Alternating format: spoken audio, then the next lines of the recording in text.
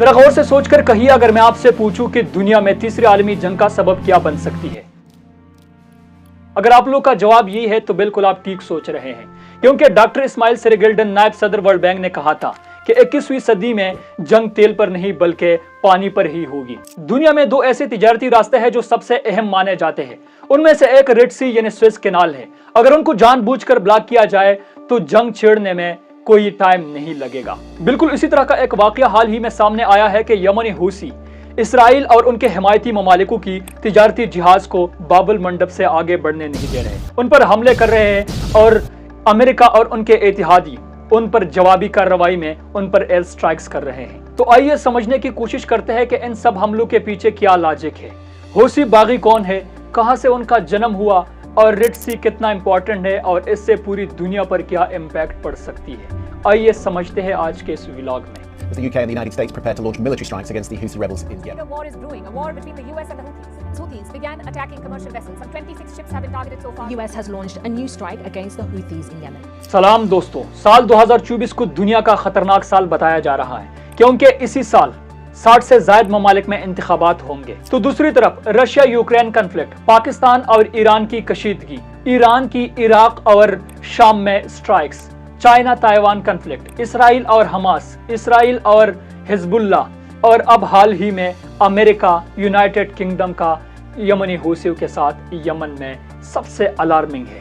دوستو 11 جنوری کو امریکہ اور ان کے اتحادی یعنی برطانیہ یمن کے دارالحکومت سنا، بندرگاہی شہر حدیدہ اور شمالی شہر سادہ پر حوثیوں کے ٹھکانوں کو نشانہ بنایا۔ دوستو کہانی کی شروعات کرتے ہیں 7 اکتوبر 2023 سے۔ 7 اکتوبر 2023 کو حماس اسرائیل پر راکٹ فائر کرتے ہیں، تو اسی کے نتیجے میں اسرائیل اور حماس کے درمیان جنگ چھڑتی ہے، تو امریکہ اور برطانیہ اسرائیل کی حمایت میں کڑے ہوتے ہیں، تو دوسری طرف حزب اللہ، یمنی حوثی اور ایران حماس کے حمایت میں کڑے ہوتے ہیں۔ تو اس کے بعد جب اسرائیل غزہ پر بہت زیادہ بمباری کرتا ہے اور ان کی سپلائی کو روک دیتا ہے، تو یمنی حوثی جنگ بندی کا مطالبہ کرتا ہے اور کہتا ہے کہ سپلائی کو آزاد کر دو، ورنہ ہم ریڈ سی میں باب المندب سے آگے آپ کی جہازوں کو بڑھنے نہیں دیں گے۔ ریڈ سی، بحر قلزم یا بحیر احمر بھی ان کو کہا جاتا ہے، یہ دنیا کے سب سے اہم سمندری تجارتی راستوں میں سے ایک ہے۔ یہی سب سے شارٹیسٹ روٹ ہے ٹریڈ کرنے کے لیے ایشیا اور یورپ کے درمیان۔ یہی افریقن ورلڈ اور عربک ورلڈ کے درمیان واقع ہے۔ اس کے ایک سائڈ پر سعودی عربیہ، یمن اور دوسرے سائڈ پر ایجپٹ یعنی مصر، سوڈان، ایریتریا، ڈیجبوٹیا۔ ریڈ سی میڈیٹرینین سی اور انڈین اوشن کو آپس میں ملاتا ہے، یعنی سوئس کینال کے تھرو وہ میڈیٹرینین سی کے ساتھ جا کے ملتا ہے اور گلف آف ایڈن کے تھرو وہ انڈین اوشن کے ساتھ جا کے ملتا ہے۔ لیکن ریڈ سی اور گلف آف ایڈن ایک پوائنٹ پر ایک دوسرے کے ساتھ ملتا ہے، اس کو کہتے ہیں اسٹریٹ آف المندب۔ یہ سب سے امپورٹنٹ پوائنٹ مانا جاتا ہے ریڈ سی کا۔ اوپر ایک اور پوائنٹ ہے، اس کو کہتے ہیں گلف آف عقبہ، جو سیدھا جا کے اسرائیل کے ساتھ جا کے ملتا ہے۔ یمنی حوثیوں کے وارننگ پر جب اسرائیل غزہ پر جنگ بندی نہیں کرتے تو آخرکار 19 نومبر 2023 کو یمنی حوثی گلیکسی لیڈر نامی جہاز کو اغوا کر کے یمنی بندرگاہ پر لے آتے ہیں۔ انہوں نے بعد میں کہا کہ یہی ہم نے اس لیے اغوا کیا کیونکہ یہ اسرائیل کی طرف بڑھ رہا تھا۔ امریکہ نے کہا کہ 19 نومبر سے لے کر اب تک انہوں نے 26 سے زائد تجارتی جہازوں کو نشانہ بنایا ہے بحیر احمر میں۔ انہوں نے کہا کہ اس سے 40% تک ہمارے بزنس میں کمی آئی ہے، کہ ہم نے ان کو وارن کیا تھا لیکن پھر بھی وہ باز نہ آئے۔ انہوں نے کہا کہ 9 نومبر کو دوبارہ وہ 2 اور جہازوں پر حملہ کرتے ہیں۔ بائیڈن نے 11 جنوری کو امریکہ اور برطانیہ کی طرف سے حملوں کو بحیر احمر میں حوثیوں کی حملوں کا نتیجہ قرار دیا۔ بائیڈن اور برطانیہ وزیر اعظم رشی سنک نے کلیئرلی کہا کہ بحیر احمر میں حوثیوں کی مزید حملے برداشت نہیں کیے جائیں گے۔ It's clear that that type of behavior can't carry on. We will make sure that we respond to Houthis if they continue this outrageous behavior along with our allies. تو دوسری طرف حوثی ترجمان یحییٰ سرائی نے کہا کہ 72 سے زائد ایئر سٹرائکس ہوئے ہیں برطانیہ اور امریکہ کی طرف سے، ان میں 5 لوگ مارے گئے ہیں اور کچھ لوگ زخمی ہیں اور بیشتر مقامات پر آگ لگی ہے۔ ایئر سٹرائکس کے بعد ایک بھینکر پروٹیسٹ ہوتا ہے یمن میں، یعنی اینٹی امریکہ پروٹیسٹ، یہاں تک کہ وہ امریکہ اور اسرائیل کے جھنڈوں تک بھی جلا دیتے ہیں۔ حوثی رہنما عبد المالک نے دونوں ممالک کو سنگین نتائج سے خبردار کر دیا۔ اب بات کرتے ہیں حوثی، یعنی میں حوثیز کا بار بار نام لیتا ہوں تو حوثی کون ہے، کہاں سے ان کا جنم ہوا اور یہ کس فرقے اور مسلک سے تعلق رکھتے ہیں۔ حوثی بیسیکلی شیعہ مسلک میں سے زیدی فرقے سے تعلق رکھتے ہیں، یعنی شیعہ مسلک کے اندر مینلی 3 فرقے ہیں، ان میں سے ایک زیدی ہے اور یہ خاص کر زیدی فرقے سے تعلق رکھتے ہیں۔ साल 1990 में उनकी बुनियाद रखी जाती है। हुसैन बदरुद्दीन अल-हूसी उनका बुनियाद रखते हैं और उसको अंसारुल्लाह कहते थे, यानी डिपेंडर ऑफ गॉड।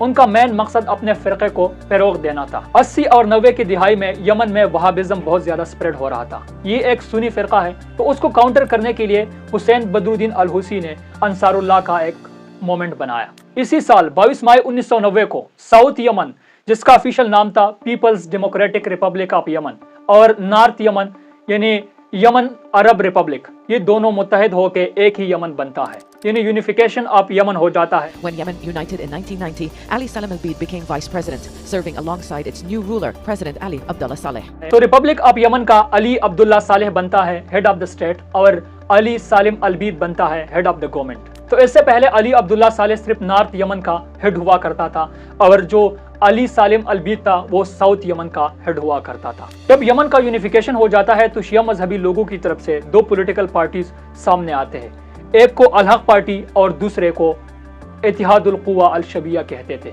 अल-हक पार्टी की तरफ से 1993 में हुसैन बदरुद्दीन अल-हूसी यमन पार्लियामेंट का मेंबर बनता है।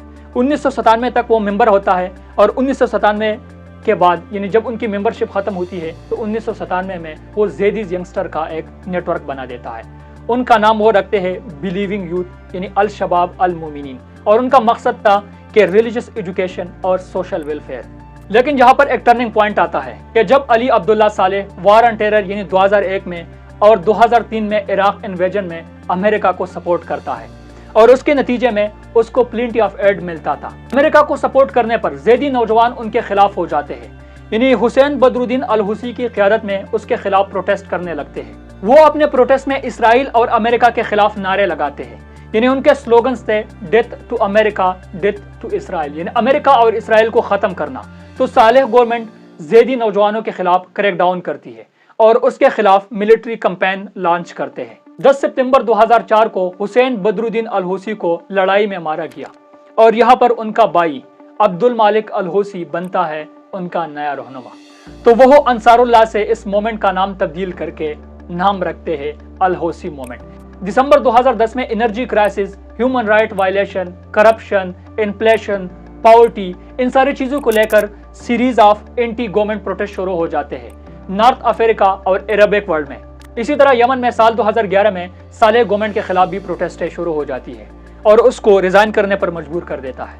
सालेह साल 2012 में 27 फरवरी 2012 को अपने ओहदे से इस्तीफा देता है और गवर्नमेंट को वाइस प्रेसिडेंट अब्दुर्रबा मंसूर हादी को हवाला कर देता है, जो कि एक सुन्नी था। Abdrabbuh Mansour Hadi republic of Yemen का नया प्रेसिडेंट बनता है साल 2012 में। उसका हुकूमत भी ज्यादा देर तक नहीं चलता, एक और टर्निंग पॉइंट आता है। 30 जुलाई 2014 को IMF के प्रेशर से वो तेल पर सब्सिडी खत्म कर देता है और यमनी गवर्नमेंट फ्यूल प्राइसेस में इजाफे का ऐलान करता है, यानी जो रेगुलर गैसोलीन था इससे पहले वो 125 रियाल पे मिलता था तो वो 200 तक पहुंच जाता है, और जो डीजल था वो इससे पहले 100 रियाल पर मिलता था तो वो 195 तक पहुंच जाता है। सब्सिडीज खत्म करने पर यमनी हूसी गवर्नमेंट के खिलाफ प्रोटेस्ट शुरू करती है।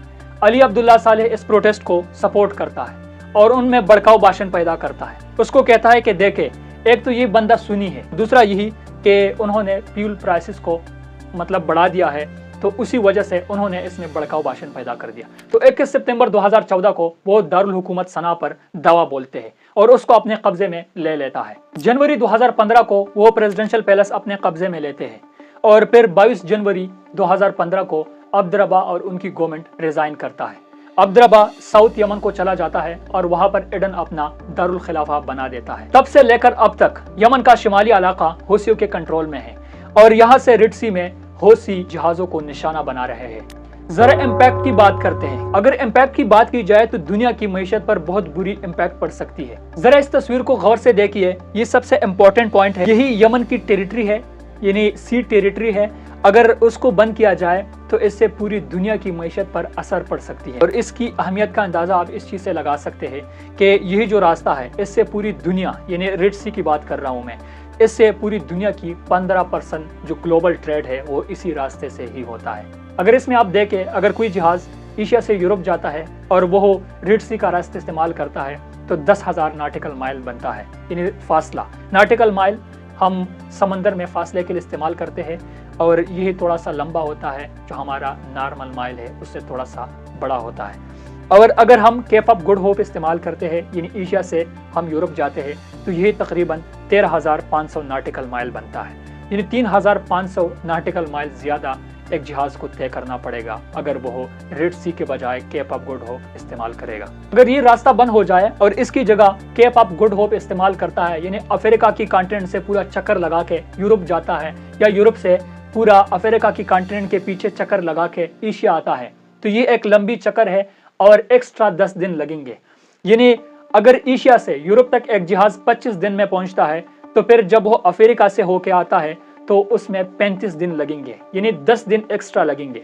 तो जाहिर बात है अगर 10 दिन ज़्यादा लगेंगे तो तेल का खर्चा भी आएगा, और जब तेल का खर्चा आता है तो इसका मतलब ये कि जो कमोडिटीज़ है, यानी जो चीज़ें हैं, उसकी प्राइसेस में इजाफा भी देखने को मिलेगा। यमनी हूसियों की बहर अहमर में हमलों की वजह से दुनिया के 4 बड़े शिपिंग ट्रेड कंपनीज ने अपना जो रास्ता है वो बदल दिया है, यानी रेड सी के बजाय वो केप ऑफ गुड होप इस्तेमाल कर रहे हैं। उनमें से एक हेपाग्लाइड है, मियर्क्स, CMS, CGM ग्रुप और एवरग्रीन, ये 4 कंपनी से कि उन्होंने अपनी जो ट्रेड है उसको सस्पेंड कर दिया है। लेकिन दूसरी तरफ यमनी हूसी क्या कहते हैं, वो कहते हैं कि the law of war neutrality at sea के मुताबिक, इन्हें 430 सेक्शन 2 के मुताबिक हम ये ठीक कर रहे हैं, क्योंकि ये हमारी सी टेरिटरी है, इन्हें 12 नाटिकल माइल तक ये हमारी सी टेरिटरी में आता है। उन्होंने कहा कि हमने उनको पहले वार्न कर दिया कि जो इसराइल और उनके हिमायती ममालिक है वो यहाँ से नहीं हम गुजरने देंगे, बाकी जो दुनिया की तमाम जहाज़ें हैं उनको हम कुछ भी नहीं कह रहे। और यही बयान हूसी रहनुमा अब्दुल मालिक हूसी ने दिया था। उन्होंने कहा कि कोई भी कदान नहीं है, अगर कोई इससे गुजरता है तो हम उनको कुछ भी नहीं कहेंगे। مواصلة المشوار واستهداف السفن المرتبطة بإسرائيل وياك الصين وغيرها، ونقول للدول الأوروبية في الغرب، نقول للكل في كل العالم، لا مشكلة عليكم في المرور والعبور من البحر الأحمر، المستهدف فقط وبشكل حصري السفن المرتبطة। तो फिर वो क्यों आए? उन्होंने कहा कि 2-3 मरतबा के वार्निंग के बाद ये फिर से आ गए और इसके बाद हमने उन पर हमला कर दिया। हौसी बागी यहाँ पर क्या चाहते हैं? हौसी बागी सिर्फ और सिर्फ यही चाहते हैं कि जो इसराइल है वो गजा पर जंगबंदी करे और उसको खुराक की सप्लाई को आज़ाद करे।